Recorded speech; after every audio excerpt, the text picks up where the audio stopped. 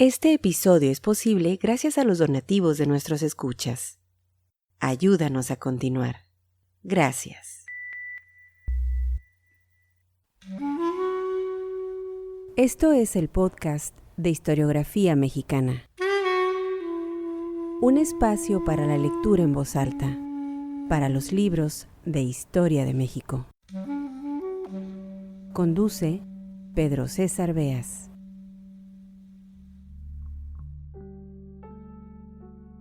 Este es el episodio 142 del podcast Historiografía Mexicana, en donde comentamos y damos lectura en voz alta a escritos que dan cuenta de la historia de nuestro país. La doctora Clementina Díaz y de Obando fue, sin lugar a dudas, una de las historiadoras más importantes de México. Se especializó en el siglo XIX. Sus profusas investigaciones sobre la prensa decimonónica dieron luz, mucha luz, a la historia cultural, a la social y a la de la vida cotidiana.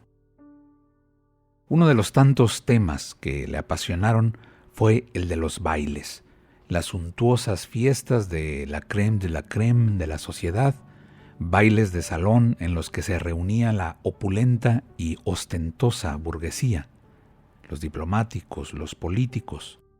Porque claro, para acercarnos al complejo siglo XIX mexicano, es necesario entender a todos los grupos sociales, estudiar a la colectividad en cada una de sus infinitas aristas, de arriba a abajo, de izquierda a derecha, liberales y conservadores, monárquicos y republicanos, moderados y radicales.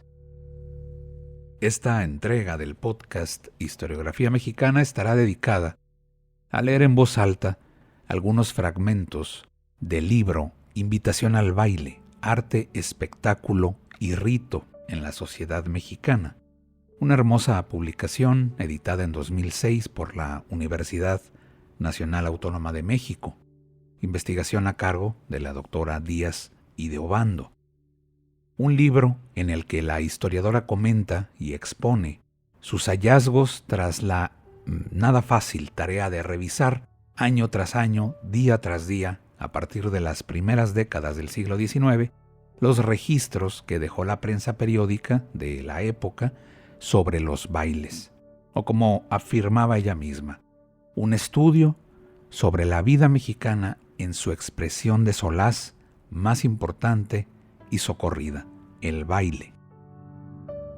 No faltará quien piense que estos temas son frívolos, superficiales, mundanos, pero lo cierto es que investigar sobre la vida social, las formas del ocio o lo que una sociedad decide hacer con su tiempo libre y hasta el cómo se viste, la moda misma, es de suma importancia. Para suerte de todos nosotros, algunas de las grandes mentes del siglo XIX escribieron en la prensa periódica sobre las fiestas, el ocio y las modas. El mismísimo Francisco Zarco, por ejemplo, allá de 1851, en el periódico La Ilustración Mexicana, hablaba de moda, de trajes y accesorios de vestimenta mexicana, española y parisina. Ya dedicaremos en este podcast un episodio a tan interesante tema. Por lo pronto vamos con los bailes, con la lectura en voz alta de este libro de Clementina Díaz y de Obando, en el que nos expone algunos registros de la prensa periódica, donde queda de manifiesto también la adulación a Santa Anna, al señor presidente, a quien se le llegó a decir Su Alteza Serenísima, el culto a la personalidad, tema que ya hemos tocado en varias ocasiones en este programa. Esto es el podcast Historiografía Mexicana.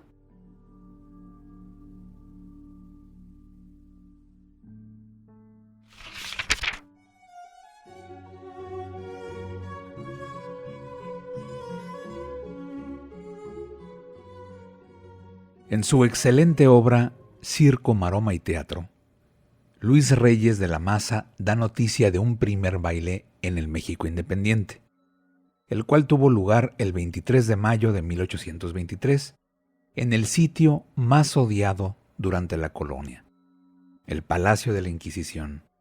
Fue, dice, una hábil maniobra política de los organizadores el que el pueblo danzase y riese en aquel lóbrego y abominable sitio, pero tan hermoso en su arquitectura.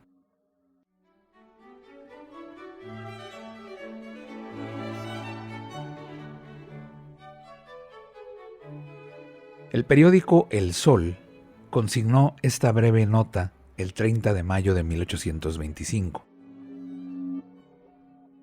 El señor cónsul de los Estados Unidos y otros individuos de la misma nación dieron antenoche un magnífico baile al señor Poinsett, ministro plenipotenciario de dichos estados. La concurrencia fue numerosa y muy brillante. El señor Poinsett presentará el miércoles próximo a la 1 sus credenciales en audiencia pública al señor presidente, general Guadalupe Victoria. El muy reconocido historiador y literato Enrique de Olavarría y Ferrari informa en su imprescindible reseña histórica del teatro en México que los ministros fueron obsequiados el 28 de mayo con un baile magnífico que les sirvió de presentación ante la más escogida sociedad de la capital, muy entretenida con las fiestas de Pascua que aquel año cayó a 25 de mayo.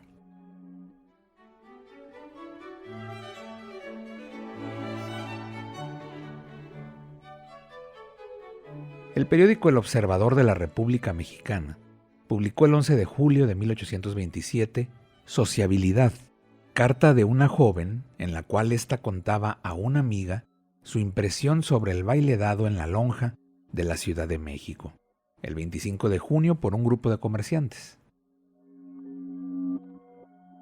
Cuando llegamos, ya había en él bastantes personas de uno y otro sexo, que desde luego llamaban la atención y sorprendían, particularmente a las mujeres, que en lo general estaban muy bien vestidas y puestas con propiedad y elegancia. Mas creerás que aún allí los hombres, muchos de ellos, ofrecían el contraste de un desaliño de que otra vez te he hablado. ¿Creerás que algunos se presentaron devotas, sin cuidarse de que un pisón o golpe de ellas no ha de ser un obsequio muy grato para las mujeres? Pues así era, sin embargo, querida mía. Otra mortificación apunta la autora de la misiva, la censurable educación de algunos bailadores. Cuando nos presentamos ya se bailaba una contradanza, de lo que me alegré mucho, pues así pude observar anticipadamente las que se acostumbran en México y el modo con que se siguen. Y a fe que no me pareció muy bien, porque inmediatamente advertí que no era común en los hombres tratar a las señoritas con la finura debida, y que mucho antes de llevarlas con delicadeza, les daban jalones bruscos y repetidos, que no parecía sino que tiraban los cables de algún navío. Entre aquellos ineducados había no pocos extranjeros, que nacidos en cuna humilde, no habían tenido la oportunidad de adquirir buenos y finos modales para presentarse y de partir en esas reuniones. Explicaba la joven en su carta que la presencia de aquellas personas se debía al desacierto de los propietarios de la lonja, al poner en venta los boletos para el baile en hoteles al precio ratero de 3 pesos. Debido a la desagradable concurrencia, muchas personas se retiraron del baile, entre otras su familia y ella por su parte, con el consiguiente desencanto. Después de tantas ilusiones, solo había bailado 2 valses. Otras señoritas, comentaba, menos melindrosas, pues ellas habían ido a bailar. Alegres y muy complacidas danzaron con el primero que se les había presentado como si lo hicieran con viejos y finos amigos de su familia. Bailotearon hasta las 2 de la mañana, olvidándose incluso de cenar. ¿A qué se debía ese deseo de bailar? La joven encontraba la explicación en el aislamiento y en la escasez de relaciones en las cuales vivían las familias de la capital. Esta carencia de vida social será señalada frecuentemente por escritores y cronistas.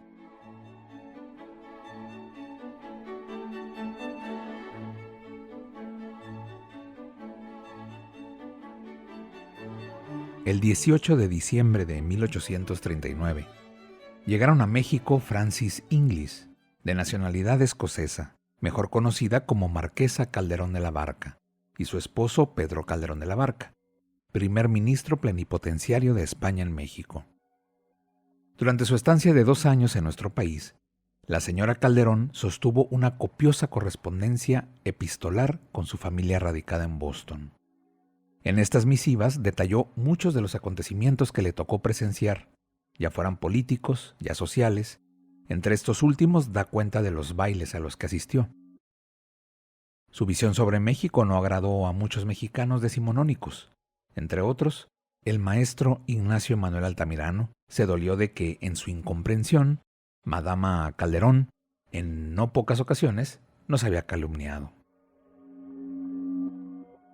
Madama Calderón refiere en su crónica que, para ir al baile de fantasía, descartó el vestido de poblana y se decidió por el de una virtuosa cantarina romana. Falda blanca, corpiño rojo, con cintas azules y un velo de encaje cuadrado suelto por detrás. Entre las jóvenes, según Madama Calderón, las señoritas Faguaga eran las mejor ataviadas. La mayor parte de las familias de buen tono se encontraba en los palcos. Era allí donde se le había dicho que estaba su oportunidad de juzgar la belleza o el estilo de vestirse de las mujeres mexicanas. Pero ese estilo no lo otorgaban los atuendos de fantasía, sino los trajes cotidianos. Madama añade con cierto menosprecio que, en conjunto, había visto pocas bellezas dignas de llamar la atención, poca gracia y poco talento para bailar. En los trajes había demasiado terciopelo y raso y excesivo adorno, los cuales, comparados con la moda actual, se señalaban por ser de un corte absurdo. Los zapatos apretaban los de suyo pequeños pies, haciendo que se perdiera gracia al andar y al bailar. Las alhajas, aunque magníficas, tenían los brillantes mal montados. Comentaba que la sala estaba demasiado fría. El mal olor del teatro era desagradable, pues ni todos los perfumes de Arabia hubieran sido bastantes para desaparecerlo. Y muerta de frío, envuelta en su capa, se había ido a refugiar al palco de su amiga la condesa de la Cortina, y desde allí se había dedicado a observar a las personas más distinguidas de los otros palcos, entre las que sobresalía la familia de las Escandón, que se veían muy hermosas, de vivos colores y hermosos dientes.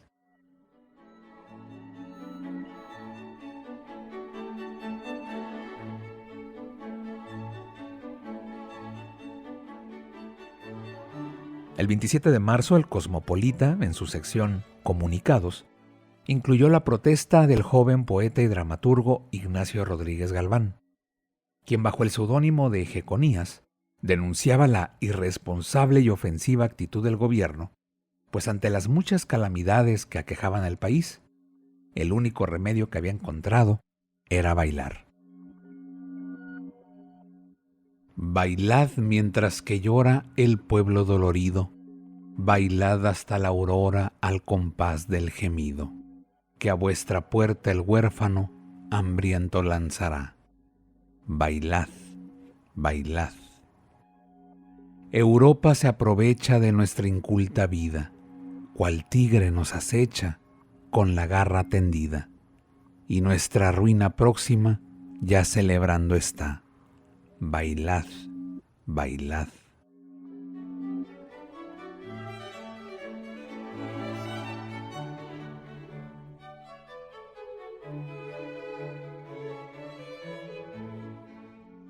El 16 de junio de 1844, en el siglo XIX, el novelista y político Manuel Paino, encubierto con el seudónimo Yo, hizo una puntual y deliciosa crónica del agasajo. Todavía en el momento de escribir su artículo titulado Teatro de Santana, gran baile en celebridad de los días del excelentísimo señor presidente de la República, confiesa Paino, seguía en plena fascinación. La luz del sol no ha podido desvanecer nuestra ilusión, y aún vemos el magnífico pórtico del teatro, recamado de luces de colores, lleno de espejos y de adornos. Y este pórtico imponente y majestuoso como una basílica, brillando en las nieblas de la noche lo mismo que uno de esos palacios de magas y de encantadoras, de que nos hablan las nodrizas en los primeros días de la niñez, y toda esa escena animada, llena de encanto y de poesía, los brillantes uniformes de los empleados y militares, los leves trajes de gasa y de punto con que estaban vestidas algunas señoras que se deslizaban leves y vaporosas por entre las magníficas columnas, la luz de los candelabros y quinqués que se reflejaba en los cristales de la bóveda, las armonías de una música militar, todo arrebataba la imaginación y excitaba el entusiasmo y el placer. Para no divagarnos en estas descripciones generales, intentaremos coordinar nuestras ideas, consignando un ligero recuerdo del baile que varios individuos dedicaron al excelentísimo señor presidente, y el cual, según opinión general, fue más espléndido que el que hicieron los ingleses por el casamiento de la reina Victoria.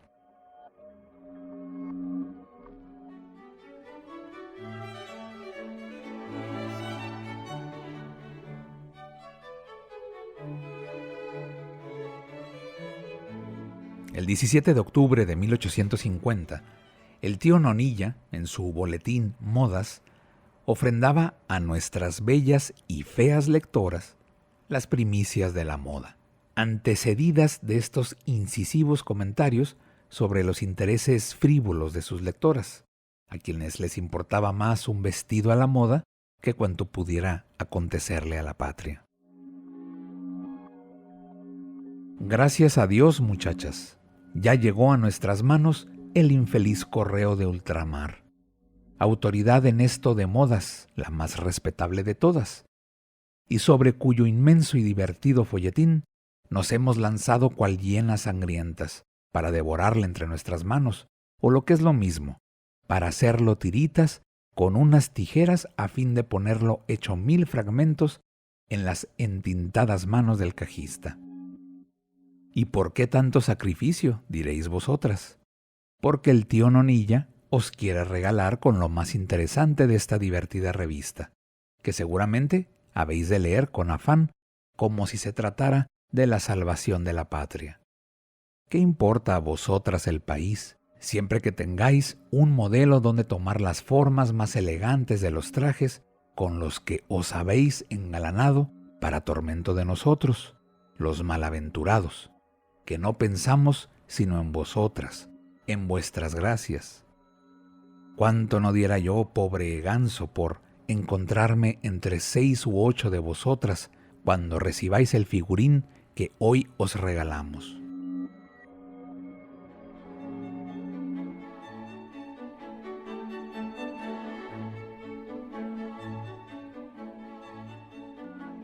El 17, el ómnibus reprodujo del diario oficial Baile de la Lonja. Sucede con los bailes de la lonja, como con todo lo que es agradable, el último parece siempre mejor que los anteriores. Anoche, a pesar del mal tiempo, la concurrencia fue numerosísima. Asistió el excelentísimo señor presidente con la señora su esposa y los señores ministros. Allí estaban los miembros del cuerpo diplomático, varios consejeros, generales, oficiales de Estado Mayor, etcétera, etcétera. Pero en esas reuniones se eclipsan todas las notabilidades y solo ejerce imperio, solo tiene prestigio la belleza. Las señoritas más notables por su gracia y hermosura formaban la reunión, ostentando sus atractivos, y entre ellos había algunas en trajes no solo bellos, sino ricos y magníficos. El baile duró hasta la madrugada y reinó la mayor cordialidad. El señor presidente se retiró como a las 2 de la mañana.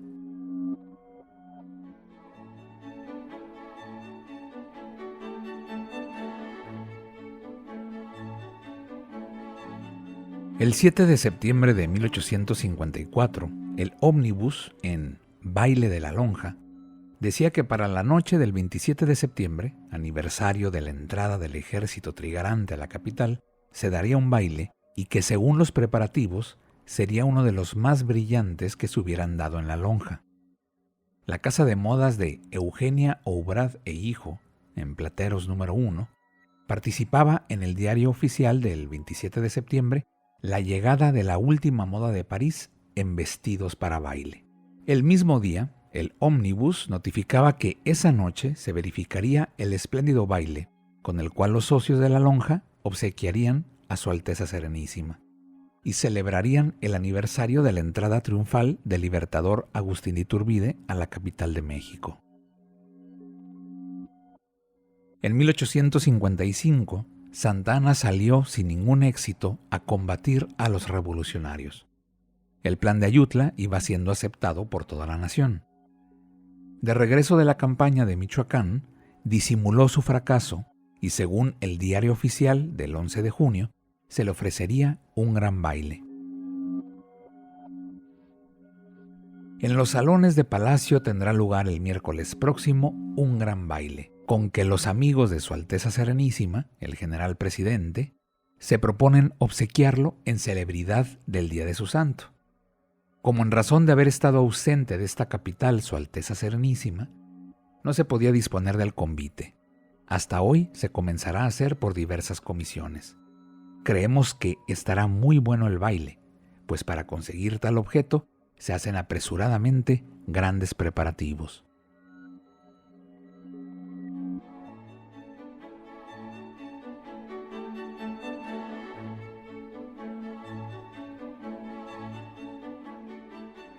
En 1860 se publicó, pese a las dramáticas circunstancias que vivía el país, la colección de bailes de sala y métodos para aprenderlos sin auxilio de maestro, dedicada a la juventud mexicana por Domingo Ibarra. Esta colección, según puede apreciarse en la portada, da las reglas generales de los bailes más gustados en Europa y en México, y para su mejor comprensión, el autor los acompaña con láminas que ilustran las figuras litografiadas. También los bailes y los figurados, las cuadrillas, llevan su música escrita para pianoforte, compuesta en exclusiva para la colección por renombrados profesores. En el prefacio, Domingo Ibarra sostenía que el baile era de todas las diversiones la preferida de la juventud, su adorno y parte principal de la educación, puesto que contribuía a conservar la salud y darle al cuerpo gracia y soltura. Ibarra se lamentaba del olvido y asimismo de cómo ese arte se había viciado por la falta de un conservatorio, donde los jóvenes que quisieran dedicarse a este ramo lo pudieran poseer con perfección y llegar a ser tan buenos bailarines como lo fueron los discípulos del maestro Pautret, o cuando menos aprendieran a bailar con primor los bailes de sala y adquirieran las refinadas maneras para brillar en sociedad.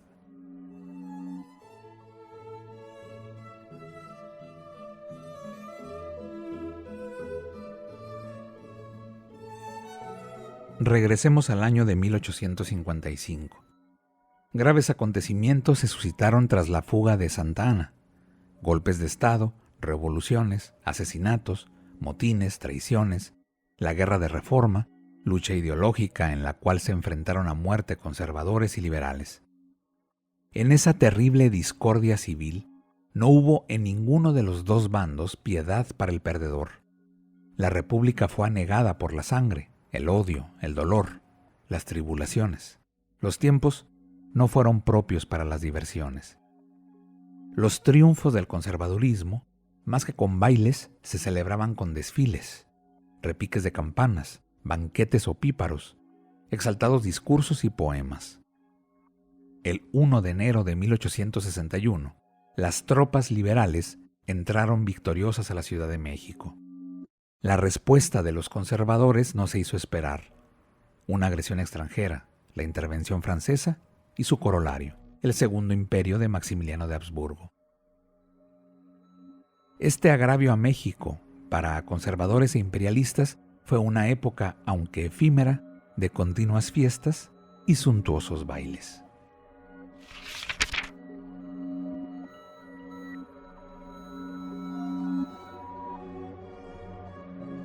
Este episodio fue posible gracias a las amables donaciones de nuestros escuchas. Al convertirte en mecenas de este podcast, fomentas la lectura y la divulgación de la historia de México. Visítanos en historiografiamexicana.com.